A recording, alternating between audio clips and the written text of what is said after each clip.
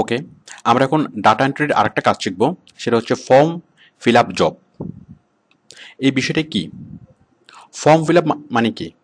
তো আমরা এসএসসি পরীক্ষার সময় ফর্ম ফিল আপ করেছি, আমরা অনার্স মাস্টার্স পরীক্ষার সময় অনেক অনেক রকমের ফর্ম ফিল আপ করেছি। তো এখন আমরা যে ফর্মটা ফিল আপ করবো সেটা হচ্ছে ওয়েবসাইটের ফর্ম। মানে বাইরে আমাদেরকে একটা নির্দিষ্ট ওয়েবসাইট দিবে এবং সেই ওয়েবসাইটটা যখন আমরা খুলবো তখন আমরা এই ধরনের ফর্ম পাবো, এই ধরনের একটা ব্ল্যাঙ্ক ফর্ম পাবো। এবং এই ফর্মগুলোতে আমরা বিভিন্ন ইনফরমেশন ফিল আপ করে, মানে ফিল আপ করতে হবে। কি ইনফরমেশন ফিল আপ করবো সেগুলো বাইরে আমাকে ইনস্ট্রাকশন দিয়ে দিবে। সেই ইনফরমেশনগুলো বাইরে আমাকে ইনস্ট্রাকশন দিবে, অথবা আমাকে বলবে যে ওয়েবসাইট থেকে আমি কোত্থেকে এই ইনফরমেশনগুলো খুঁজে পাবো সেটা আমাকে সোর্সগুলো দিয়ে দিবে, যে অন্যান্য ওয়েবসাইট থেকে ইনফরমেশনগুলো কালেক্ট করে আমি এই ফর্মগুলো ফিল আপ করবো। এটা হচ্ছে ফর্ম ফিল আপ জব।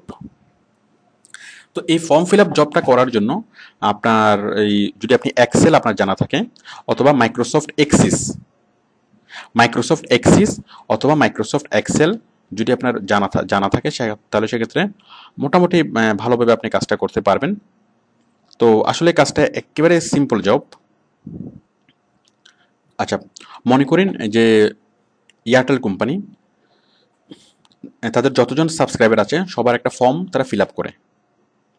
এখন কোম্পানি আপনাকে সবগুলো স্ক্যান করে আপনাকে পাঠিয়ে দিল, সবগুলো ফর্ম আপনাকে স্ক্যান করে পাঠিয়ে দিল এবং বলল, এবং একটা ফরম্যাট আপনাকে দিয়ে দিল, যে এই ফরম্যাট নাম, ঠিকানা, বয়স, তারপর মোবাইল নাম্বার, ঠিকানা, মানে আরও যা যা ইনফরমেশন আছে সবগুলোর একটা ঘর আপনাকে দিয়ে দিল। মানে তখন আপনাকে বললো যে আপনি স্ক্যান কপিগুলো দেখুন দেখুন এবং দেখে দেখে আপনি এই ফর্মগুলো আপনি ফিল আপ করুন।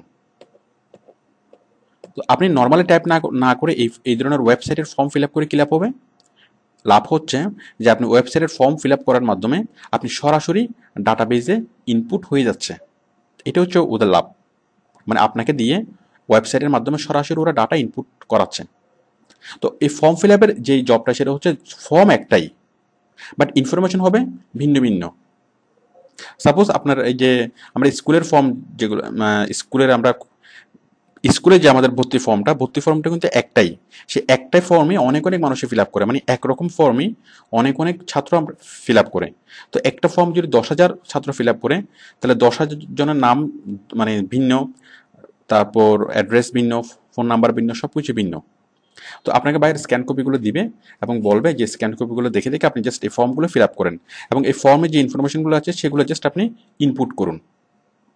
তো এই যে ফর্মে যে জিনিসগুলো ইনফরমেশনগুলো পাবেন সেগুলো আপনাকে বাইরে স্ক্যান করে পাঠাতে পারে, অথবা আপনাকে কোনো একটা ওয়েবসাইট থেকে খুঁজে নিতে বলতে পারে, অথবা ইন্টারনেট থেকে সার্চ করে খুঁজে নিতে বলতে পারে।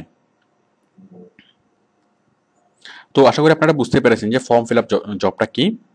It's a very very simple job. এবং এই ফর্ম ফিল আপটা জবটা করিয়ে কোম্পানি কেন করায়?